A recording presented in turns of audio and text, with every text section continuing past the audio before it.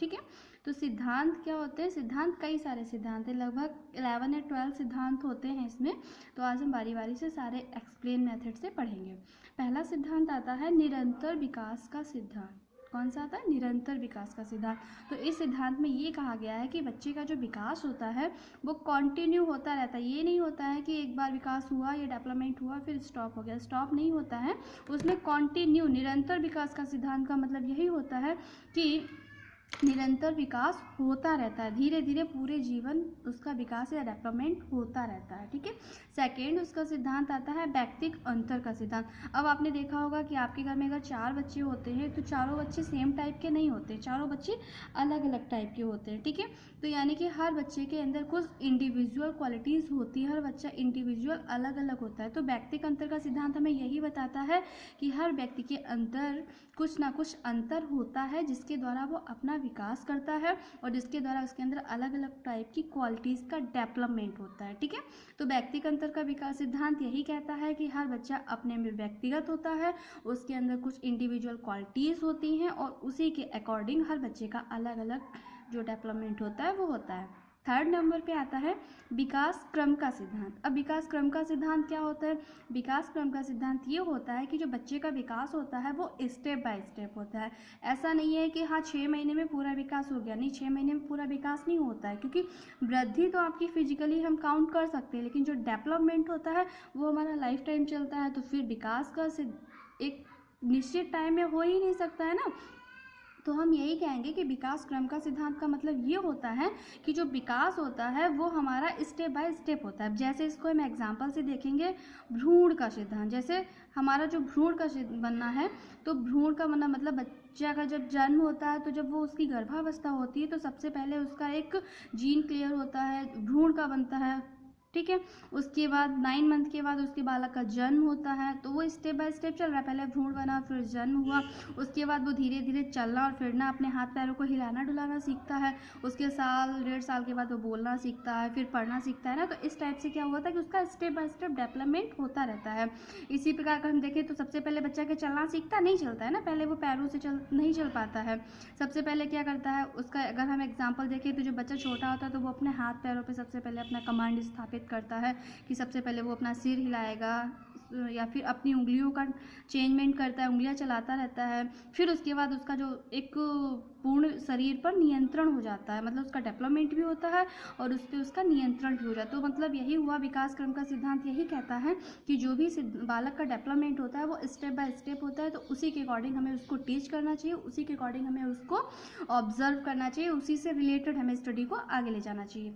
Fourth सिद्धांत हमारा है विकास क्रम की एक रूपता या दिशा का सिद्धांत। अब देखिए इसमें लिखा एक रूपता या दिशा। दिशा का मतलब होता है डायरेक्शन, या एक रूपता का मतलब है कि एक निश्चित दिशा में जाएगा या फिर एक समान रूप से होता है। तो जैसे बच्चे का जैसे भी जितना भी विकास होता है तो सबसे पहले उसका जो माइंड होता है उसका डेवलपमेंट, मतलब उसके जो माइंड का होता है, जो उसका हेड होता है उसका विकास होता है। उसके बाद उसका विकास पैरों की ओर होता है।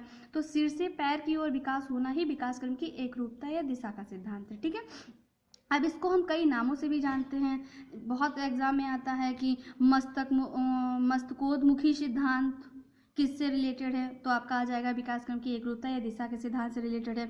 अच्छा, दूसरा नाम इसका पहले ये देखिए मस्तकोद्मुखी सिद्धांत का मतलब क्या, मतलब मस्तक से आगे की ओर पहले सर का विकास होगा फिर बाकी पार्ट्स का डेवलपमेंट होगा। फिर आपका सिरोपुंज विकास का सिद्धांत भी इसे ही कहते हैं। सिरोपुंज मतलब सबसे पहले सिर का विकास होगा, उसके बाद पूरी बॉडी का डेवलपमेंट होगा। फिर एक केंद्रीय परिधि विकास का सिद्धांत। अब केंद्रीय परिधि का मतलब ये देखिए, केंद्रीय परिधि का आपको डरने की जरूरत नहीं। केंद्रीय परिधि का मतलब ये सोचिए हमारे पूरी बॉडी में हमारा सेंटर क्या होता है, अगर हमारा सबसे ज़्यादा इंपॉर्टेंट क्या है, किसकी वजह से हमारा सेंट्रलाइजेशन होता है, हम कुछ सोच समझ पाते हैं, दिमाग की वजह से ना। तो सबसे पहले केंद्रीय परिधि मतलब सबसे पहले केंद्र की परिधि का विकास होता है। केंद्र की परिधि का मतलब हमारे शरीर का जो केंद्र है मतलब दिमाग है। तो सबसे पहले हमारे माइंड का या हमारे दिमाग का विकास होता है, उसके बाद हमारे फुल बॉडी का, हाथ पैर का, पेट का, बाकी पार्ट्स का डेवलपमेंट होता है। अच्छा, इसका एक नाम और भी है, निकट दूर का विकास का सिद्धांत। निकट दूर का मतलब निकट और दूर का कैसे हो गया? तो निकट दूर का विकास का सिद्धांत का मतलब ये होता है कि सबसे पहले बच्चे को निकट मतलब जो उसके हार्ट के आसपास के इलाके होते हैं, जैसे जो उसका बीच में हमारा हार्ट होता है, दिल होता है, तो दिल के पास में जो अंग पड़ते हैं उनका विकास होता है। फिर बाकी जैसे सबसे पहले हमारा जो हार्ट होता है, हार्ट के पास में हमारे सबसे पहले हार्ट बीट होती है बच्चे की, उसके बाद उसके माइंड को कनेक्टेड करती है, तो माइंड का डेवलपमेंट होता है। फिर उसके हाथ, पैर, उंगली, नोज, आइज, इन सब का डेवलपमेंट होता है। तो इसका मतलब एक क्रम में ही होगा विकास। ऐसा नहीं है कि पैर का हो गया, एक पैर का हो गया, एक पैर का बाद में होगा, ऐसा नहीं होता है, एक स्टेप बाय स्टेप होता है। ठीक है।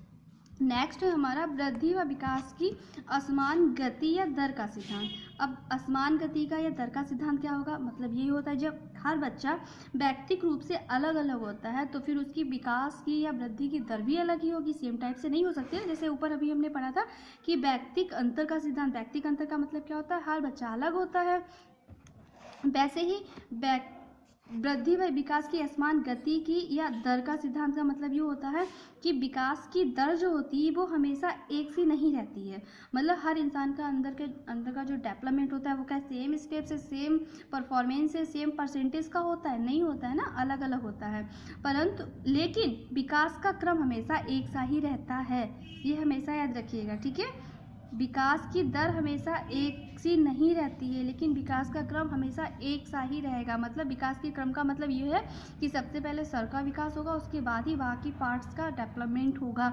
तो ये बहुत इंपॉर्टेंट है, इसलिए मैंने इंपॉर्टेंट भी लिख रखा है। क्वेश्चन अक्सर आता है, इस चीज़ को हमें बहुत ही अंडरलाइन करना है कि विकास की दर कभी भी सेम नहीं रहती है, एक सी नहीं रहती है, अलग अलग होती है। और हाँ, विकास की दर कभी शून्य भी नहीं होती। ऐसा भी नहीं होता है कि कभी विकास हो ही नहीं रहा, ऐसा भी इम्पॉसिबल है। विकास की दर हमेशा अलग होती है, लेकिन विकास की दर कभी भी शून्य नहीं होती है। वृद्धि हो सकती है, क्योंकि कभी कभी ऐसा होता है कि एक लेवल के बाद हमारा डेवलपमेंट जो होता है वो होता रहता है, लेकिन जो हमारी फिजिकली डेवलपमेंट होता है वो स्टॉप हो जाता है। तो वृद्धि रुक जाती है, लेकिन विकास कभी रुकता नहीं है, विकास की दर कभी जीरो नहीं होती है। उसके बाद नेक्स्ट है परस्पर संबंध का सिद्धांत। परस्पर संबंध का सिद्धांत नेक्स्ट हमारा क्या है? परस्पर संबंध का सिद्धांत। अब इसका मतलब इसके सेंटेंस में ही मीनिंग लिखा है, परस्पर संबंध मतलब जो भी विकास होता है वो आपस में संबंधित होता है। कभी ऐसा हो सकता है कि हमारी बॉडी में हमारा माइंड हमारे दिल की ना सुने, या हमारे हाथों पे नियंत्रण ही ना रहे, नहीं रहता, ऐसा नहीं होता है ना। तो परस्पर संबंध का सिद्धांत का मतलब यही होता है कि जो भी विकास होता है वो आपस में रिलेटेड होता है। फिजिकली बोल रही हूँ, फिजिकली जितना भी हमारा डेवलपमेंट होता है वो आपस में रिलेटेड होते चलता है कि हमारा हाथों पे नियंत्रण होगा, फिर पैरों पे नियंत्रण होगा, या फिर हमारे आँखों के साथ साथ हमारे पैरों का भी विकास होता है। ऐसा नहीं होता है कि जैसे जब बच्चा पेट में होता है तो ऐसा तो नहीं होता ना कि सिर्फ आँखों का विकास हो गया, जब आँखों का पूर्णतः विकास हो जाएगा उसके बाद पैर का स्टार्ट होगा, ऐसा नहीं होता है। वो धीरे धीरे हर पार्ट्स का डेवलपमेंट होता है, लेकिन सबसे पहले हमारा हार्ट बीट और माइंड का होता है। उसके बाद हमारे नेल्स आते हैं, फिंगर्स आती हैं, पैर आते हैं, आईज आती हैं, नोक्स आती हैं, आईब्रोज आती हैं, लेसेस होती हैं। तो इन सब का विकास क्या मतलब आपस में रिलेटेड होता है। परस्पर संबंध का सिद्धांत का मतलब ये होता है कि बच्चे का जितना भी डेवलपमेंट होता है वो परस्पर संबंधित होता है, चाहे वो फिजिकली हो, चाहे मेंटली हो, चाहे सोशली हो, चाहे इकोनॉमिकली हो, कुछ भी हो, वो परस्पर रिलेटेड ही होगा। इस चीज़ को आप समझिए। ठीक है।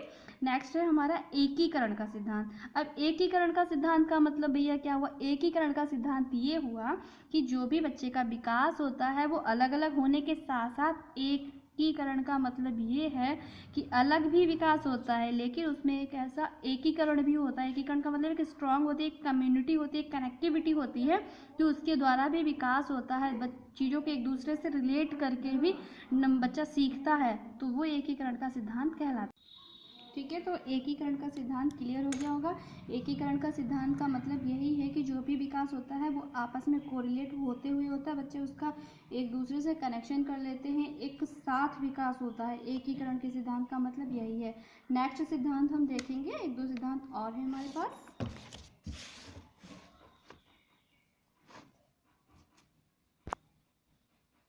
नेक्स्ट है हमारा विकास सामान्य से विशेष की ओर चलता है। ठीक है। तो एक सिद्धांत है, इसको हम ऐसे भी बोल सकते हैं, सामान्य से विशेष की ओर विकास का सिद्धांत। तो विकास सामान्य से विशेष की ओर चलता है, मतलब इसका यही हुआ कि जो हमारा विकास होता है तो पहले वो सामान्य रूप से विकास होता है। बच्चा कुछ भी कर सीखता है तो सामान्य चीज़ों को सीखता है, उसके बाद वो टफ चीज़ों को सीख पाता है। ठीक है। तो सामान्य से विशेष की ओर या स्थूल से सूक्ष्म की ओर इस टाइप से भी होता है, इसको बोल सकते हैं। तो यही मतलब हुआ कि सामान्य से विशेष का कि पहले नॉर्मली डेवलपमेंट होता है, फिर वो तर्क करना सीख जाता है, डिसीजन लेना सीख जाता है, डिबेट करना सीख जाता है, तो विशेष की ओर चलता है ना। नेक्स्ट है हमारा विकास लंबवत सीधा ना होकर वर्तुलाकार होता है।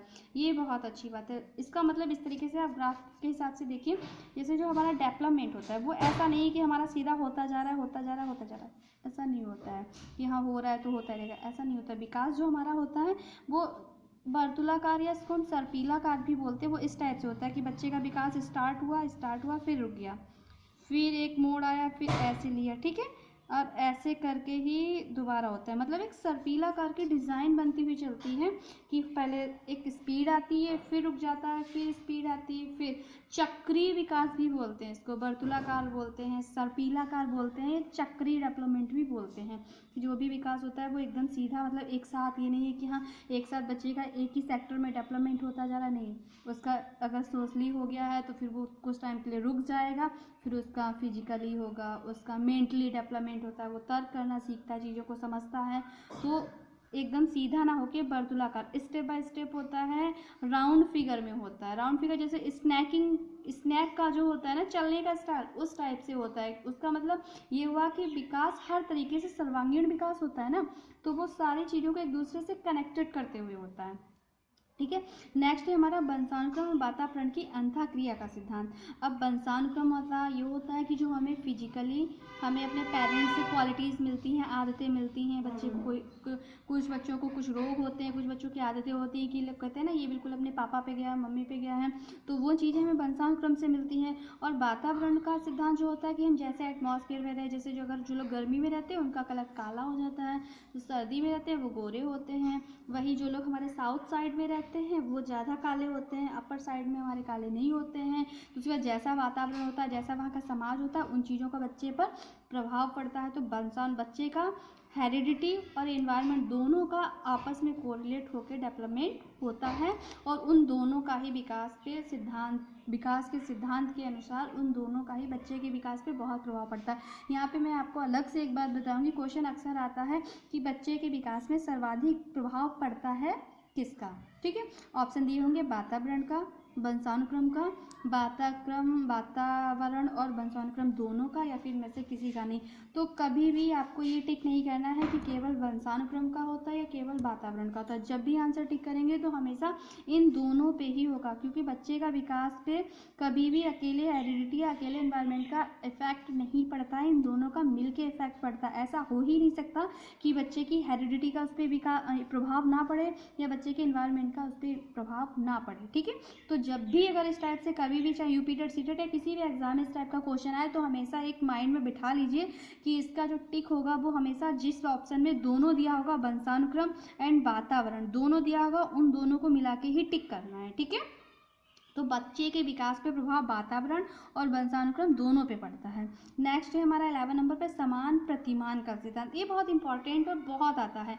समान प्रतिमान का सिद्धांत, इसी को क्लोन प्रतिमान का सिद्धांत भी कहते हैं। इसमें समान का मतलब सेम टाइप का, प्रतिमान का मतलब अगर हम देखें हार्ड कॉपी बोलते हैं जिसको, प्रतिमान का मतलब होता है प्रतिरूप या प्रतिलिपि, मतलब हार्ड कॉपी या फोटो कॉपी। अब आपने देखा होगा कि जो एनिमल्स होते हैं तो एनिमल्स की जो बेबी होती है वो एनिमल्स ही होते हैं ना, और जितने भी ह्यूमन होते हैं उनके बेबी जो होते हैं वो ह्यूमन कैटेगरी के होते हैं। तो ये सिद्धांत यही बताता है कि human is equal to human, मतलब मनुष्यों के मनुष्य जैसे बच्चे होते हैं, and animal is equal to animal, मतलब जानवरों के जानवरों जैसे होते हैं, words animal is equal to words, पक्षियों के पक्षियों से होते हैं। तो जो समान प्रतिमान का मतलब जैसा होगा, अगर हाथी का बच्चा है तो वो हाथी जैसा ही होगा, शेर का बच्चा है तो शेर के जैसा ही होगा, अगर एक मनुष्य का बच्चा है तो वो बालक जो होता है वो मम्मी पापा के जैसा ही होता है। कभी ऐसा नहीं होता है कि उसकी मतलब उसकी फिजिकली जो होती हैं वो किसी और से रिलेट हो रही हों, या कभी आपने ऐसा नहीं सुना होगा कि हाथी किसी बच्चे की पूंछ निकली हो, नहीं होता है ना। तो जिस टाइप के प्रतिमान होते हैं, क्लोन तो आपने सुना होगा कि जैसे एक रोबोट होता है, क्लोन होता है कि कार्बन कॉपी होती, तो या माइंड में बिठा लो, समान प्रतिमान का सिद्धांत या क्लोन प्रतिमान का सिद्धांत होता है कार्बन कॉपी। जैसे पेरेंट्स वैसे ही बेबीज होंगे, ठीक है। नेक्स्ट है परिमार्जितता का सिद्धांत या सुधार का सिद्धांत। अब परिमार्जित करना मतलब गलत चीज़ें हैं उनको अलग करना, और उनको परिमार्जित मतलब उसको मॉडिफाई करना, और सुधार का सिद्धांत भी यही होता है कि सॉल्यूशन करना, मॉडिफाई करना या फिर करेक्ट करना। तो ठीक है, परिमार्जितता का सिद्धांत ये होता है बच्चे का जब विकास होता है तो जितना भी गलत चीज़ें होती हैं समाज में, उसके अंदर कुछ भी गलत हैबिट्स आ जाती हैं तो वो स्टेप बाय स्टेप परिमार्जित होती रहती है, उनके सुधार होता रहता है। ठीक है, नेक्स्ट है भविष्यवाणी का सिद्धांत। अब भविष्यवाणी का सिद्धांत का मतलब क्या होता है, अगर बच्चे कहते हैं, एक हिंदी में कहावत है, पूत के पाँव पाले में ही दिख जाते हैं। ठीक है, तो इसका मतलब ये हुआ भविष्यवाणी का सिद्धांत। मनोविज्ञान एक ऐसा सब्जेक्ट है जो अगर बच्चे को